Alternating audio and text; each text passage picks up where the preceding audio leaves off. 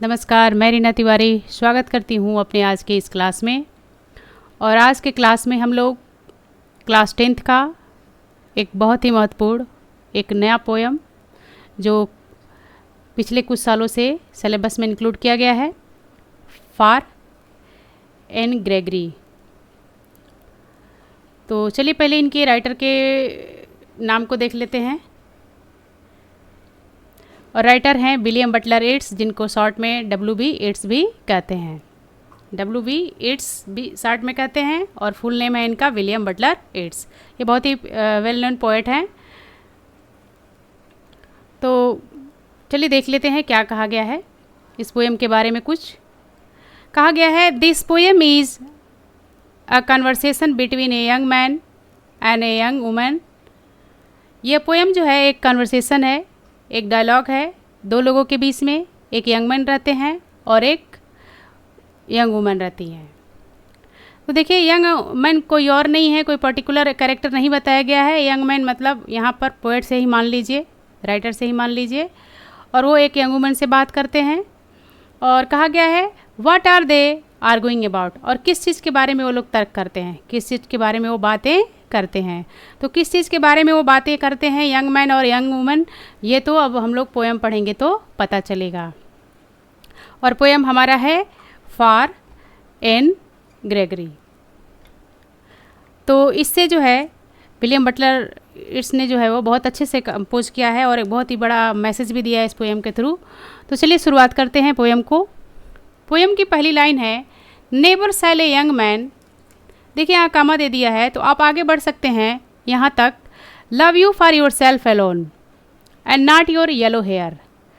देखिए यहाँ पर कहा गया है कि never sell a young man thrown into despair by those great honey coloured rampart at your ear. देखिए रैम्पार्ट शब्द जो है यहाँ पर नया नया है। रैम्पार्ट मतलब तो आप जानते हैं कि जो फोर्ट्स बने होते हैं, किला होता है, जो उसके कैसल होता है, उसके चारों तरफ जो है वो एक बहुत मजबूत दीवार बनाई जाती है जिससे कि किला को बचाया जा सके, वहाँ के लोगों को बचाया जा सके, वो रैम्पार्ट होता है। लेकिन यहाँ रैम्पार्ट उस किले के दीवार से मतलब नहीं है, कि उस मजबूत दीवार से मतलब नहीं है, बल्कि यहाँ पर एक लड़की है एन ग्रेगर, उसके जो है वो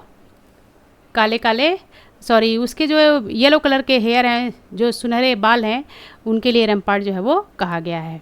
तो ध्यान दीजिए राइटर क्या कहना चाहते हैं, बहुत अच्छा बात कहें इसमें।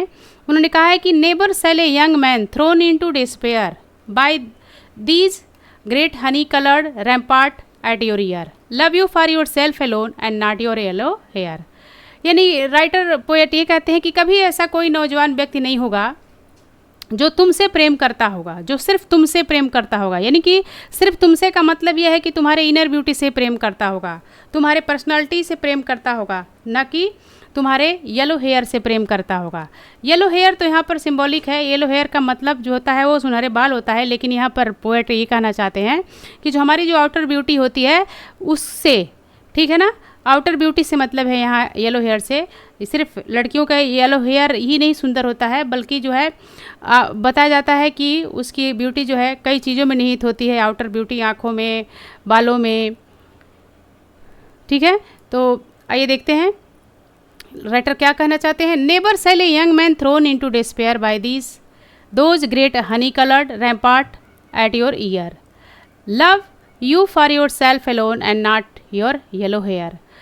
सफ़ेद सारे मैसेज को ध्यान में रखते हुए पोएट हमें ये संदेश देते हैं कि कभी कोई ऐसा यंग मैन नहीं होगा जो सिर्फ तुमसे प्रेम करे, यानी कि तुम्हारे इनर ब्यूटी से प्रेम करे, तुम्हारे गुणों से प्रेम करे, नॉट योर येलो हेयर, ना कि तुम्हारे जो है येलो हेयर से प्रेम करता है, जो कि तुम्हारे कानों के पास तक लगा रहता है, वो बाल जो तुम्हारे कानों के पास तक रहता है।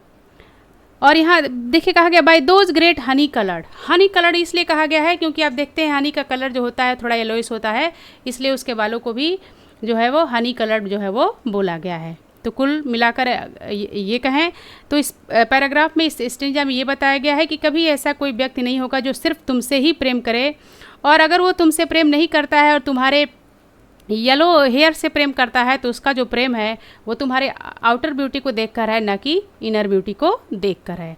अगर वो तुम्हारे येलो हेयर से प्रेम करता है, जो तुम्हारे जो है बालों की सुंदरता को देखकर, यानी कि तुम्हारे आउटर ब्यूटी को देखकर जो है वो मचल गया है, यानी कि उसको होश नहीं है कि वो क्या देख रहा है। उसे अच्छाई देखनी चाहिए कि बस बाहरी सुंदरता जो है वो देखनी चाहिए। इस तरह से अगर वो बाहरी सुंदरता देखता है तो वो कभी तुमसे जो है सच्चा प्रेम नहीं कर सकता। अगर वो सच्चा प्रेम करता तो तुम्हारे इनर ब्यूटी को जो है वो देखता, ना कि आउटर ब्यूटी को। उम्मीद है आपको ये पैराग्राफ समझ में आया होगा। आगे की लाइन में मूव करते हैं। But I can get a hair. देखिए पहले स्टेंजा में राइटर बात करते हैं, पहले स्टेंजा में राइटर जो है वो एन ग्रेगरी से बात करते हैं। और अब देखिए दूसरे में जो है एन ग्रेगरी जो है रिप्लाई करती है, क्या करती है देखिए, but I can get a hair dye and set such colour there brown और ब्लैक और कैरेट। एन ग्रेगरी कहती है लेकिन कोई बात नहीं, मैं अपने बालों को कलर करा सकती हूँ।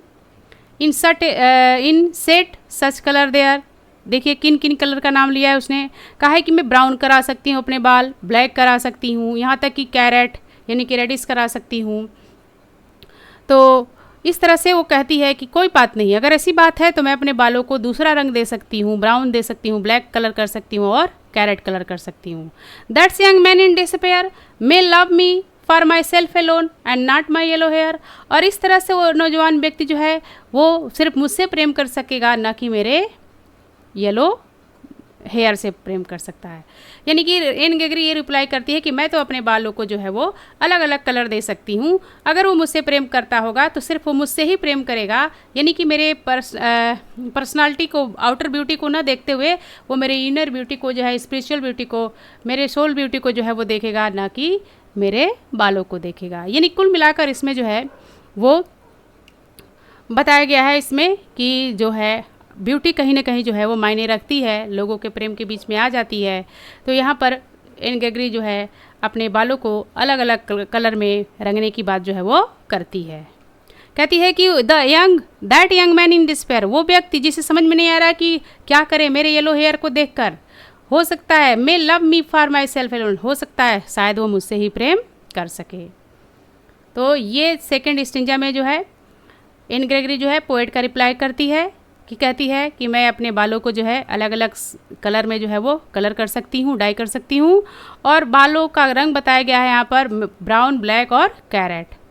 इस आशा में, इस होप में कि शायद वो माई सेल्फ एलोन का मतलब ये हुआ कि उसके अंदरूनी ब्यूटी से प्रेम कर सके, ना कि उसके आउटर ब्यूटी को, जो बालों को देखकर, पर्सनालिटी को देखकर जो है वो कोई किसी के प्रेम को जो है वो करता है। ऐसा कुछ भी नहीं है। आगे की लाइन में देखते हैं और लास्ट स्टेंजा है ये।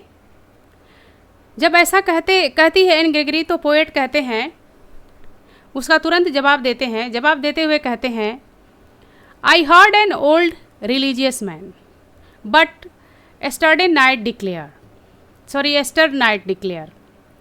एस्टर नाइट मतलब जो प्रीवियस नाइट होती है, जो पिछली रात होती है, उसके लिए, कल की रात के लिए। पोएट कहते हैं I heard an old religious man, मैंने एक रिलीजियस मैन की बात सुनी, बट एस्टर नाइट डिक्लेयर, उन्होंने जो है कल रात में बोला। यानी कि राइटर कहते हैं लेकिन मैंने तो कल रात में एक विद्वान व्यक्ति की बात सुनी जिन्होंने बोला that he had found a text to prove that only God my dear could love you for yourself Elon.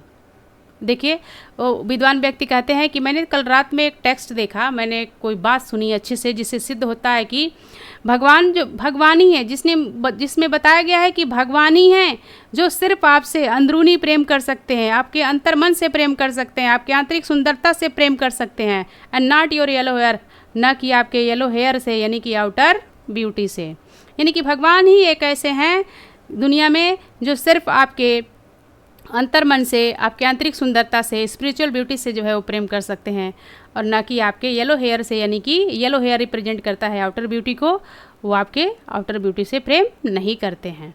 तो देखिए इस लास्ट स्टेंजा में राइटर ने क्लैरिफाई कर दिया, क्या कह दिया, I heard an old religious man but yesternight declare, कि मैंने कल रात में एक ऐसे विद्वान व्यक्ति की बात सुनी जिसने कहा कि that he had found a text to prove, कि उन्हें एक ऐसा टेक्स्ट मिला है जिससे प्रूफ होता है कि